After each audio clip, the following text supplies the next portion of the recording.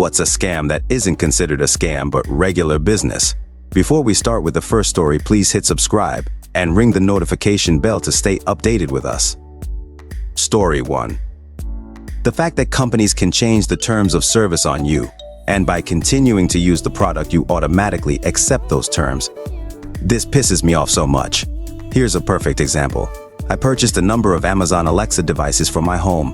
Several of them have screens on them, so I could cycle through photographs. After having these for many years, suddenly I'm getting ads on the screen. I'll be sitting in my living room, and the screen lights up with an ad for a movie or some product. In my home.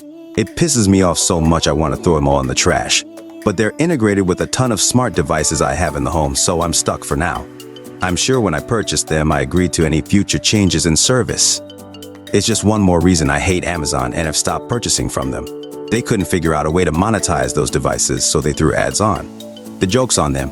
I've completely stopped using Amazon for anything because of it. Story 2. From what my mom has been dealing with for years, health insurance.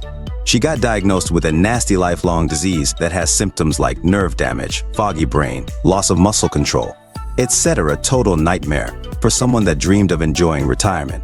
To keep these from worsening, she needs an infusion every month. She needs this to live a somewhat normal life. Problem is that this infusion is super expensive, like thousands of dollars expensive. We just needed some help covering it. Not even fully, just anything would help. Guess who refused to pay for any of it? And the one time we did manage to get them to agree to cover some of it, they changed their minds and denied it right as my mom was about to get an infusion done. The needle was in her arm when the doctor got the call. Story 3. Rent-to-own furniture and appliances. Yep, there's one of these in the small mall a few blocks from me.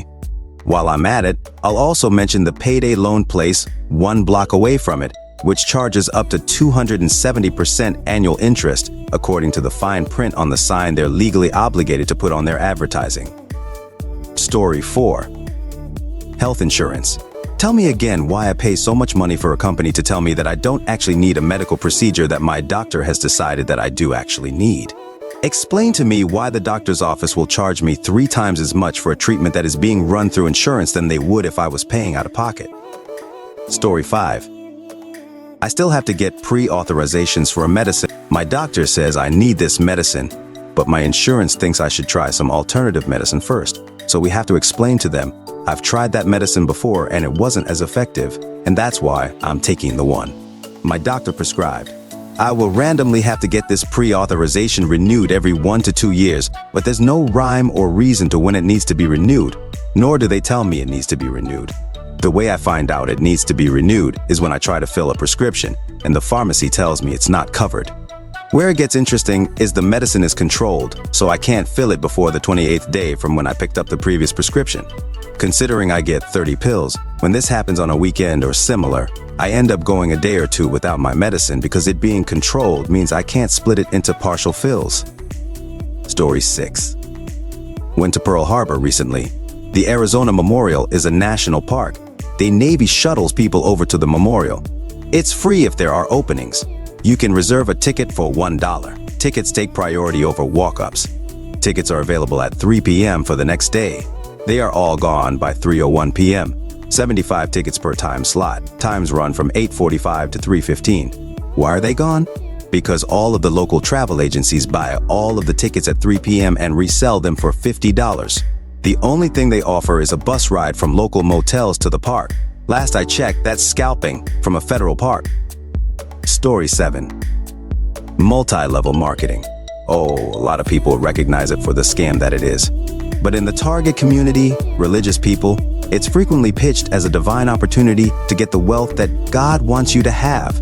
The reality of MLMs is that they only thrive when the people who signed up as distributors are heavy users of the products themselves. And it's a classic pyramid scheme. You build that downline of people under you who are also heavy users of the company's products.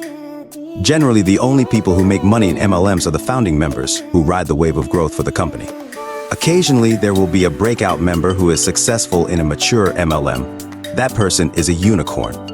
99.999% of us cannot duplicate that success. Story 8. All of it, all of capitalism, Work an 8-hour shift, for instance, generate hundreds of dollars for the business, get back maybe $50 after taxes, gas spent to get there, etc. This is true pretty much all the way up the pyramid. You're always getting ripped off.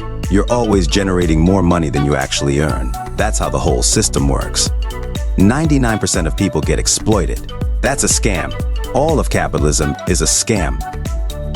Story 9. Insurance companies. My brother paid for car and home insurance for years. 2 years ago, his neighbor's kids smashed in my brother's house in the middle of the night, all pissed up. Major structural damage. It took close to a year to everything back to normal. But my brother took it. Then my brother is parked at the park and fly at the airport. One of the car jockeys takes out the ass end of half a dozen cars in the lot. My brother wasn't even in the country. His insurance company hummed and hawed and finally paid him as the car was written off. 1 month later, he gets a notice in the mail. His house and car insurance had been canceled as they deem him high risk.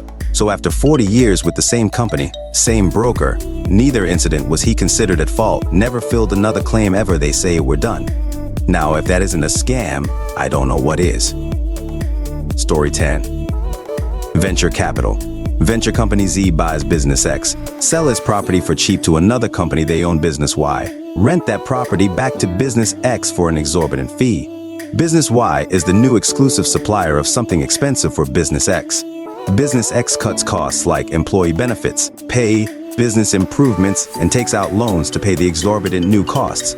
Business Y is making loads of cash. Business X goes up for sale once all value is stripped and as many loans as possible are taken out and paid to Business Y to take care of outstanding debts. And if Business X sell, that's a bonus. But likely it goes into bankruptcy and employees are screwed and a functioning business is gone. Story 11. My youngest has had a string of health issues since she was born. Just before her first birthday, she has a 4-night stay in the hospital.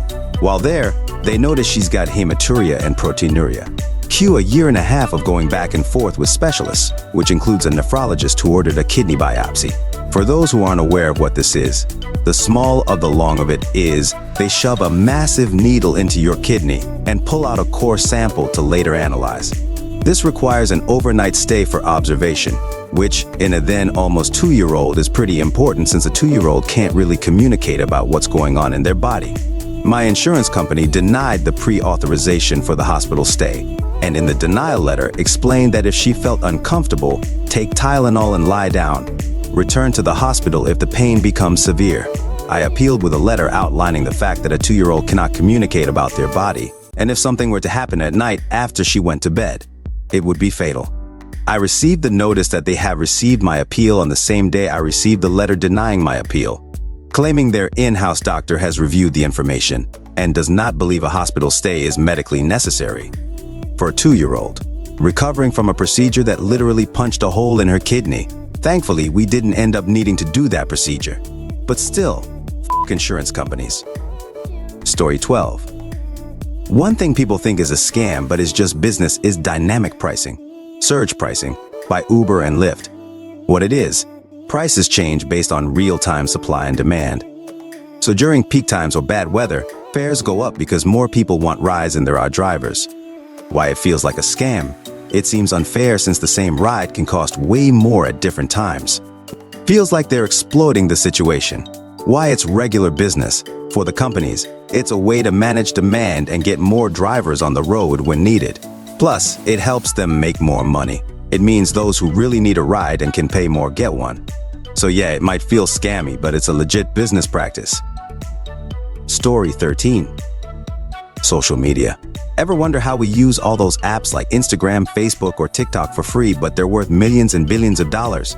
How do you think they're getting all that money from when their consumers are not paying a single dime? The answer is because our informations are being stolen and sold. When the apps ask for permissions like, can we access your location? Can we assess your age? Etc. are basically polite ways of saying, can we take your data and sell it to other companies so that they can advertise you and we can make money out of it? What's even scarier is that all our interactions, even starting from how long we stop to look at a certain post, to basically everything we do on those apps, are recorded to advertise us better. If you're questioning how you want a particular thing, say a laptop, and suddenly your newsfeed is filled with laptop ads even though you didn't do anything. Yeah, there's your answer exactly. We think we're the consumers because they provide, and we use it. But we fail to realize that we're actually the products. Story 14. Extended warranties, for two reasons. Firstly, they make also so many promises about how wonderful the coverage will be, but of course they will do whatever it takes to refuse to pay out. A good example of this was when I was buying a Switch for my children, and the store tried to sell me Joy-Con insurance saying that they would replace faulty Joy-Cons on the spot. I asked to read through the terms and conditions, and while that was technically true, you had to send the Joy-Cons off to a specialist testing at my expense service who would decide if the Joy-Cons were faulty because of wear and tear or overuse. It would be so easy for them to refuse to pay out. I also work for a call center providing technical support to people who had purchased an extended warranty of the no-defunct UK retailer Comet, and we had targets to hit to minimize payouts. We had to refuse 90% of claims. This resulted in us receiving a phone call from the BBC's Watchdog Consumer Program, demanding to know why we were so bad at honoring the extended warranty. Secondly, in many places around the world, your legal rights are pretty generous and provide you with the coverage an extended warranty would provide, but at no cost. For example, in Ireland, you have up to 6 years to seek redress from a retailer who sold you a faulty item. In other places, the law doesn't mention specific time, FRMS, but you are able to seek redress for a faulty item within what would be considered the reasonable lifespan of that item. Story 15. Dishwasher companies advertising that you can just toss your dish right into the dishwasher without rinsing it off or anything. Even though this is basically the #1 cause of issues for dishwashers, no, you cannot put anything into the dishwasher. The #1 reason for dishwashers stinking up or getting clogged is because people think that they can do this, and so they just toss a bunch of food in there, and it gets trapped in the tiny plastic pipes and the food trap and whatnot, and create just an absolute mess if you have a washing machine that's starting to smell stinky or doesn't seem to wash your dishes like you used to. Start disabling that motherfucker. Remove the large plastic pipes from the back, especially the drain one, and you'll almost certainly find it full of a sludge of fat and random food bits, even in professional kitchens where typically the industrial dishwashers are actually built for this with giant traps for food particles. It's still always been recommended at pretty much every job I've ever worked at to thoroughly rinse and scrape off the dish before putting it in there. Your dishwasher should be like a sanitization box. It should never be your main source of dish cleaning. I have so many friends who think that their dishwasher doesn't work because they just toss heavily soiled cheesecake plates in there and wonder why they don't come out spotless clean. News flash, buddy. Your dishwasher is effectively just a bunch of mild pressure warm water jets. If rinsing that dish in the sink doesn't get it clean, the dishwasher isn't going to either. Alright folks, that's a wrap. If you like this, please hit the thumbs up and subscribe to the channel. You can also share your thoughts in the comment below.